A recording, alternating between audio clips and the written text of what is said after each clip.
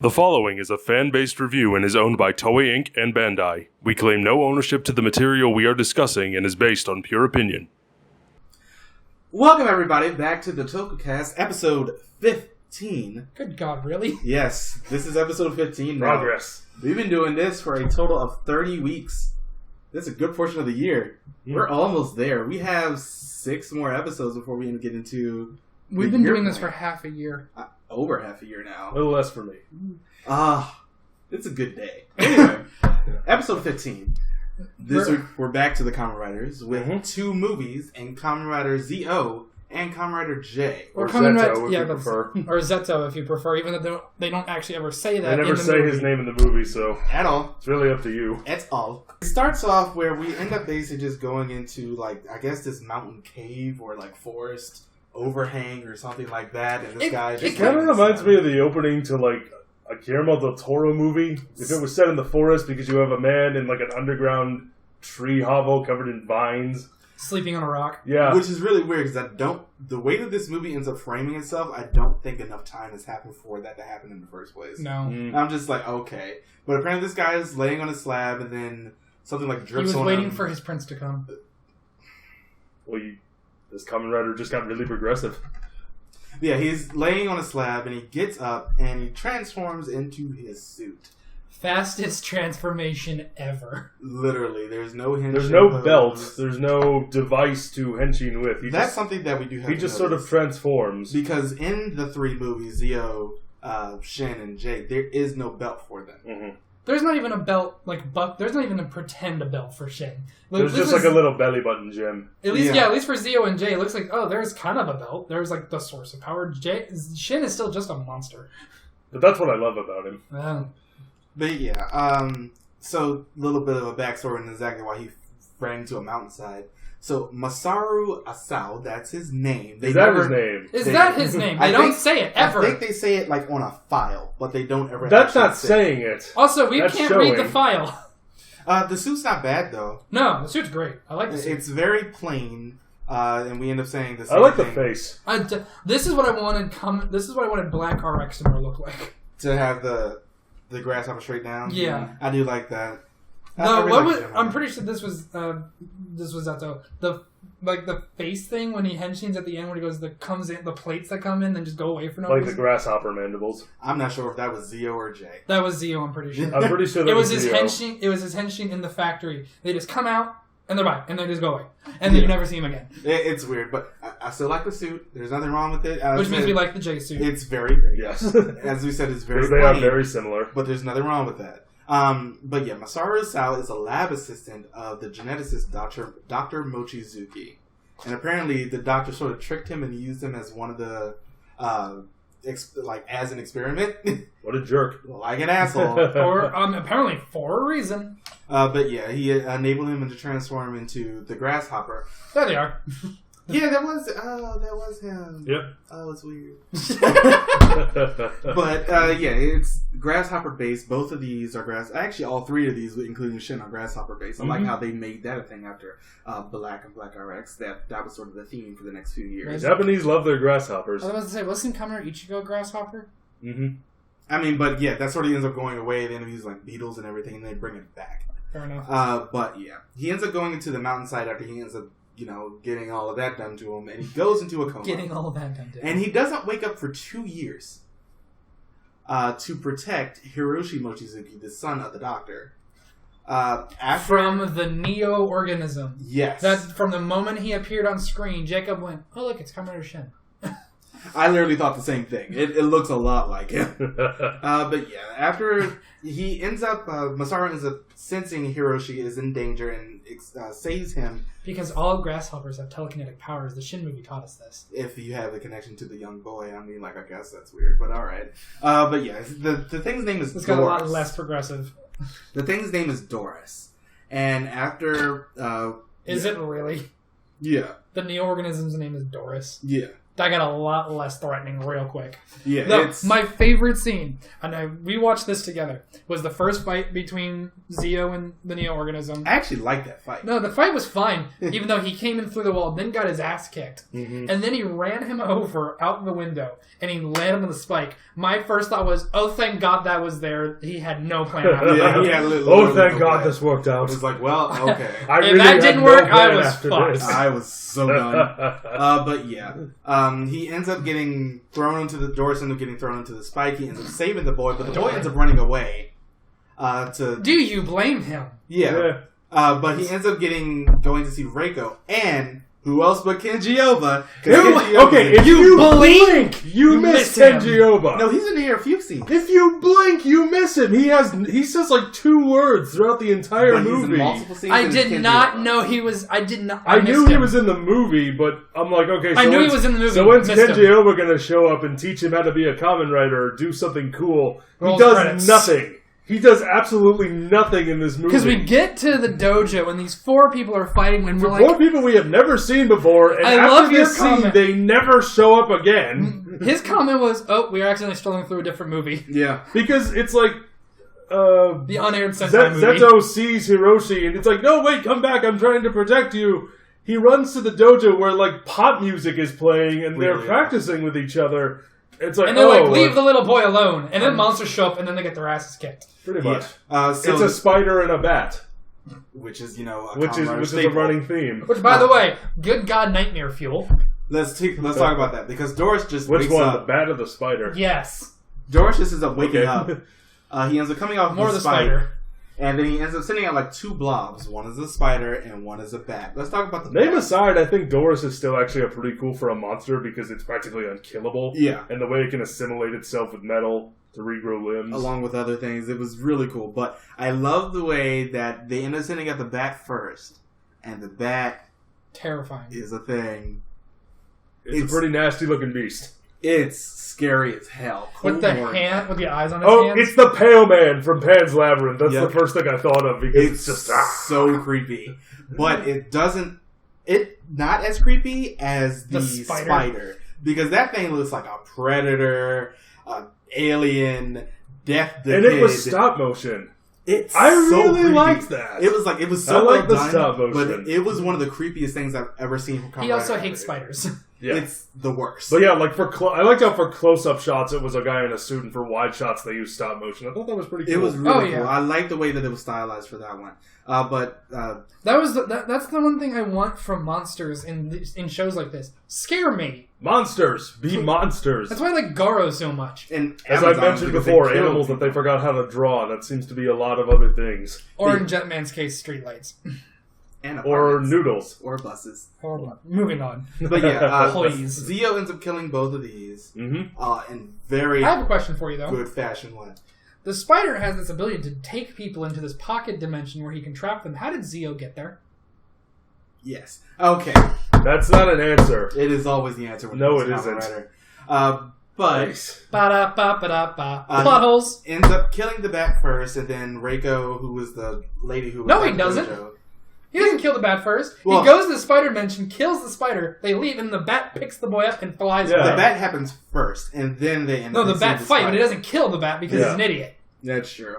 Because he has... Oh, wait, no, that's Jay. Never mind. Moving on. But yeah, after saving Hiroshi... Get them confused. Masaru ends up going to Sekichi, who I believe is the grandfather of Hiroshi, that Dr. Mochizuki used him in his experience. The kid's grandfather just seems like the Japanese version of Doc Brown from Back to the Future. It's very true. Yeah. It's or a live-action version of Dr. Briefs. That too, but... He's the poorer version because, let's be real, Doc Brown had a very big house and could afford a DeLorean, and Dr. Briefs was rich as shit. Yeah. This guy was like in the small backyard getting trashed together. Yeah, but to be fair, he lives in the suburbs of Japan, which are pretty small. But refusing to believe any of the things that he just overheard because, little kids always have to mishear something. Hiroshi ends up running off.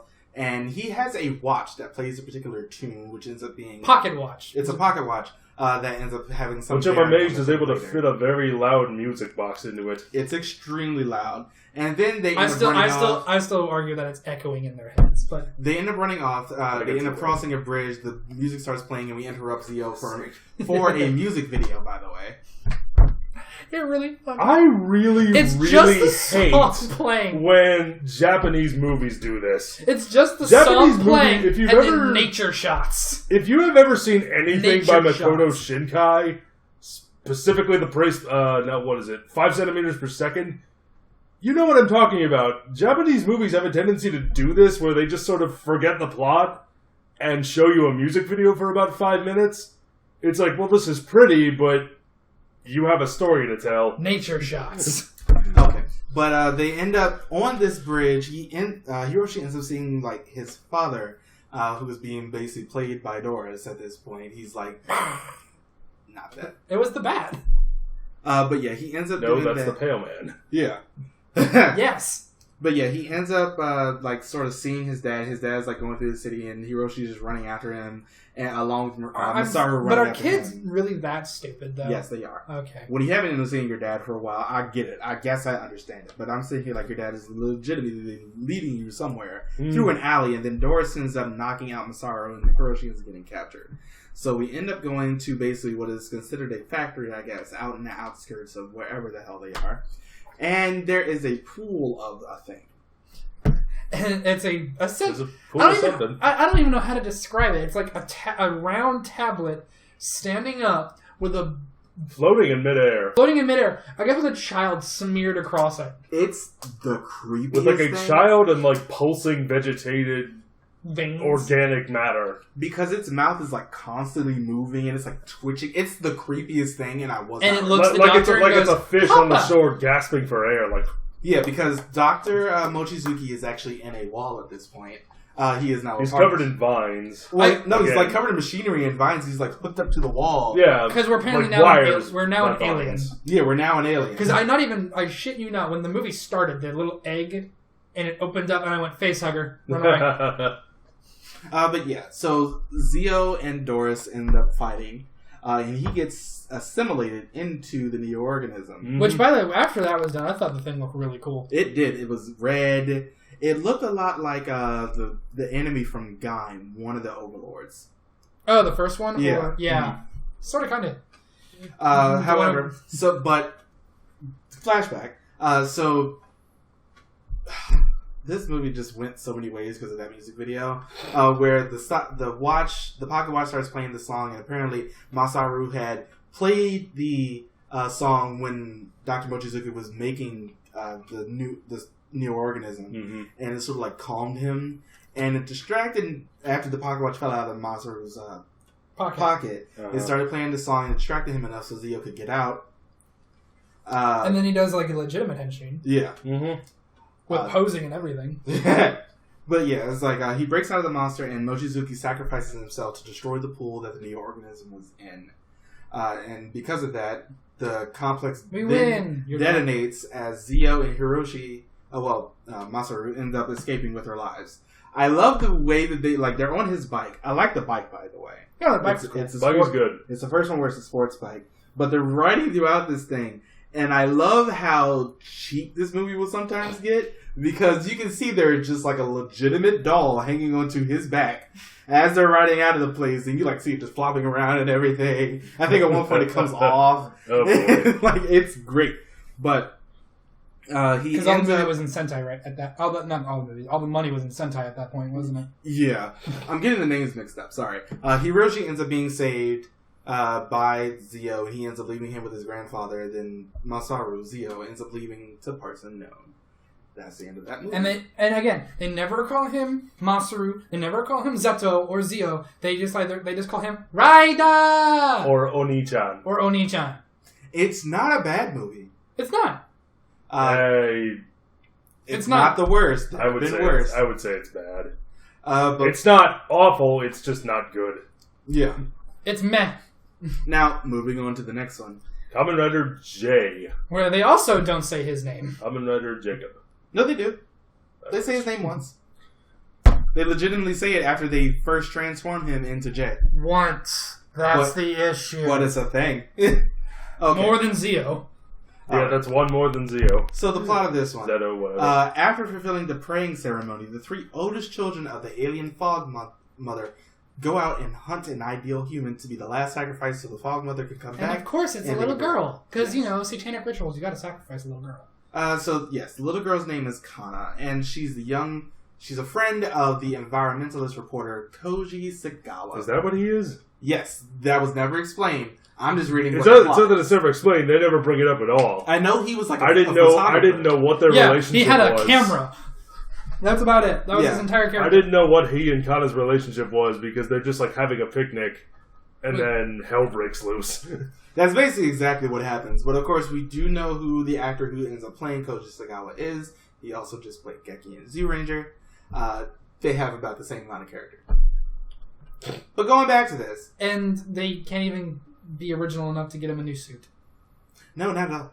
They just did a paint job. They just did a paint job to. They look very, very, Zio's very and colors. Just giving it a second because we're about to get to that. So he ends up protecting Kana from the monsters. Mm-hmm. Does he though? A little bit.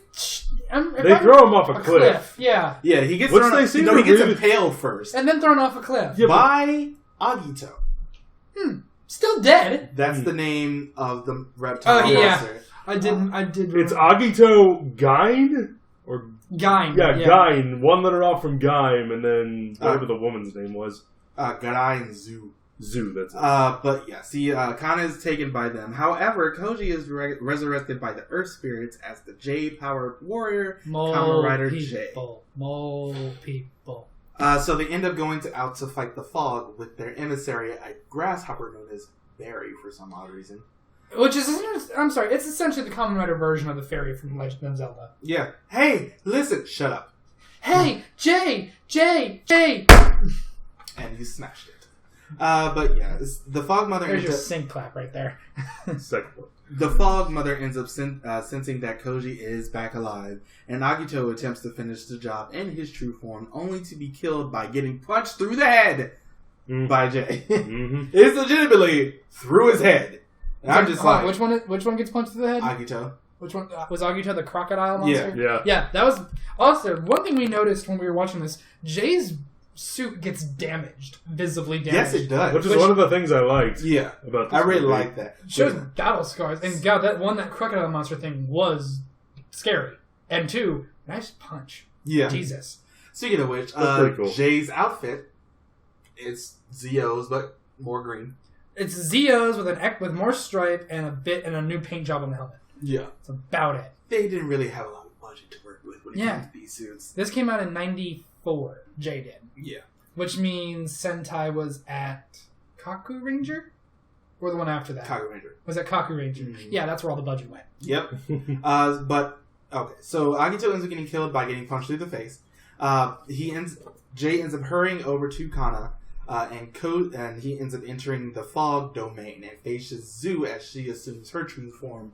Where, just like the spider monster from Zio, she ends up taking him to, another dimension. It's really weird, but I mean, I guess if you're a woman, you have to do that in these things. Zu ends up getting defeated. She ends up getting kicked in midair and falls down. And I love the way they make it spin, and then she just blows up. Because then she crawls up to the other guy and she goes, "Save me," and he just kind of looks at her and goes, "Nah." She just dies, and it's great. But then he fights the other one. Yeah, he ends up fighting the other one, Garai. After he ends up finishing the ritual to bring the Fog Mother back.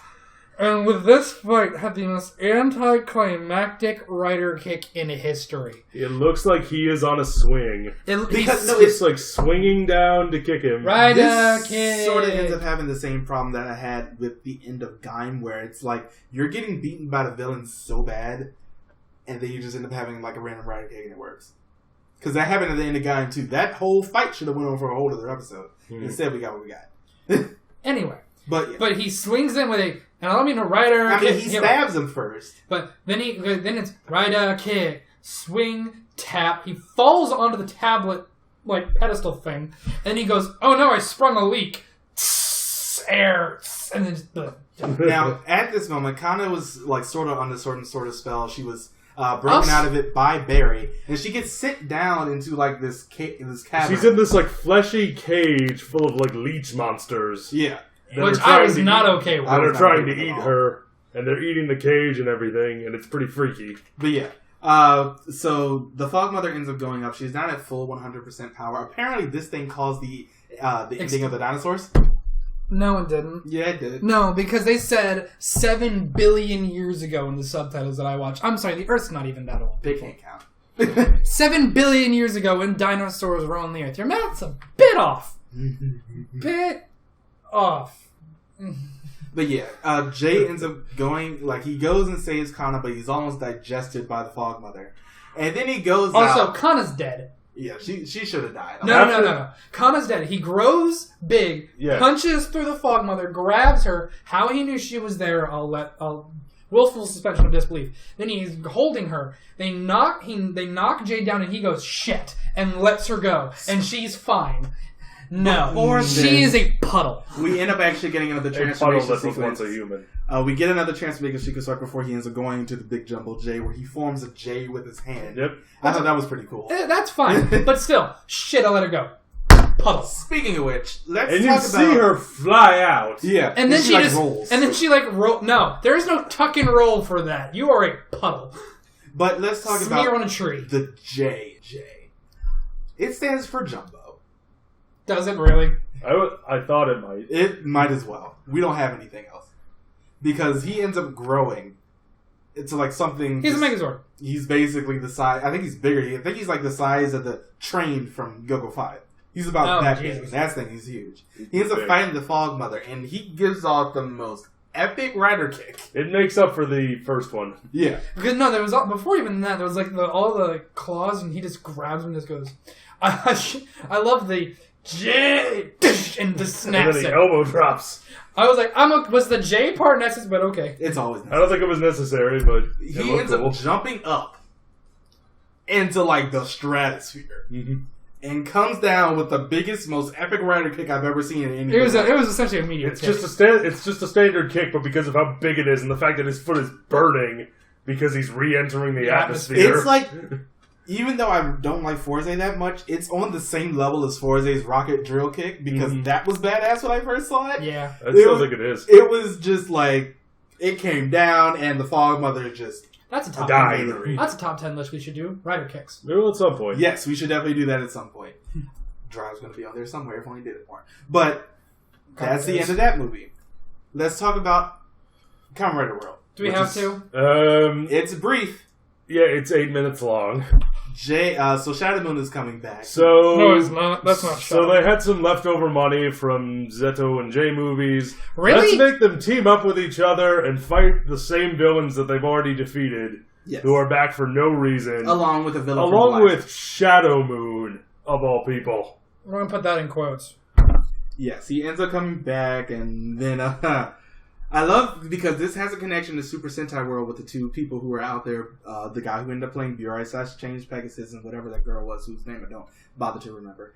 And that's their connection with the Super Sentai World movie with the Kaku Rangers and the rest of them. That's the 5 that came before them. They end up meeting Barry. Barry goes out and is like, "Guess who's back? All these other villains and stuff." And Jay's like, "Oh no!" And then Zio shows up out of nowhere and helps him fight these things. And then Shadow Moon grows giant. And then he fights Giant J. With stock footage. From the J movie. Because they used that scene of Jay walking, which was great the first time we saw it. They used that scene of him walking through the forest, and I'm sitting there like, you're in the middle of a freaking city. You're in the middle. Also, you're quarry. You're in the middle of a quarry where there's no trees. And I'm just and no highway on a mountain. Yeah, that was like the weirdest part. I'm just like, y'all couldn't have filmed. Also, it turned from like high noon to sunset and then back to high noon. Yeah, I'm telling you, you don't even know. Like, it's on YouTube. We saw it. You got 8 minutes to you got 8 minutes, and you want to hate yourself? Go ahead. And then watch Super Sentai World. It's not a better movie, but that's the three. That's the 3 Kamen Rider. That's them. That's that. Yeah. Jay was okay. I like Jay more than Zio slightly. Yeah, so did I. Only saying slightly. Because they're the exact same thing. Because they were exact same thing, exact same costume. A lot of the plot was recycled. It was literally the same plot with just a different gendered small person. And I'm just like, it. Don't get me wrong, they weren't bad. Definitely go out and watch them, but of the 3 that came out, just the movies in the 90s with Shin, Zio, and Jay, I'm going to have to give it to Shin just a little bit more. Shin is easily my favorite. It had an hour and a half, so it had a little bit more time to give it a plot. Yes, we know there was... Shin had a better plot, but I still stand by what I said in the Shin review, that it just didn't feel like a Kamen Rider movie. It just felt like a monster movie. But Shin... Kamen Rider Shin is a Kamen Rider movie done as a bodily horror film. Yeah. Done as a monster movie. These two, I love that. These two are much more... To me, that doesn't mean that you can put the name Kamen Rider on. But these two are much more straightforward in the fact that they're Kamen Riders. Yeah. We end up having, transformation poses. No, they don't really have belts except for, like, small gems in the middle of their... But that works. Like, on their crotch. But it was fine. I don't really have much to say about these movies. I think we've said all that needs to be said. I mean, there isn't much character to either one of them. I'm going to keep saying his name is Geki, even though his name is something totally different in this one. It's Koji. Jay. Jay has a little bit more... That's all they call him in the fucking movie. Jay has more personality than Zio. Masao Web. And maybe a droplet. Yeah, like a drop in the bank. That's about it. I mean... They're not bad, but I mean, I'm definitely going to say go ahead and skip over them a little bit. I'm going to say watch Sheen. Watch Shin. Yeah. I like that movie. However, episode 16 is coming up soon. TENSHIN-DA! Order Changer! We're doing Dairanger in 2 weeks, and I'm so excited. Yay! Yay! Oh, I'm so excited to do Dairanger. There's one question I would like to ask the viewers. We are probably not going to be doing another Kamen Rider review until we get to Time Ranger to match with Kuga. Might end up doing the first and the next. What I would ask you guys is that there are other tokusatsu shows. We got Ultraman. We got Metal Heroes. Shin Godzilla, aka Godzilla Resurgence, is coming to theaters in October. If you want us to review that, please let us know. What I want to ask want to. What I want to ask is, until we get to Kuga in the year 2000 Time Ranger, what shows do you guys want us to review? Gavin, other Metal Heroes, Ultraman, but let us know what you guys want us to review. I really want to do Nexus. Let us know what you want us to review in the comments. And as always, like and subscribe. And thank you for joining the Tokucast. We will see you guys next time. Bye, everybody.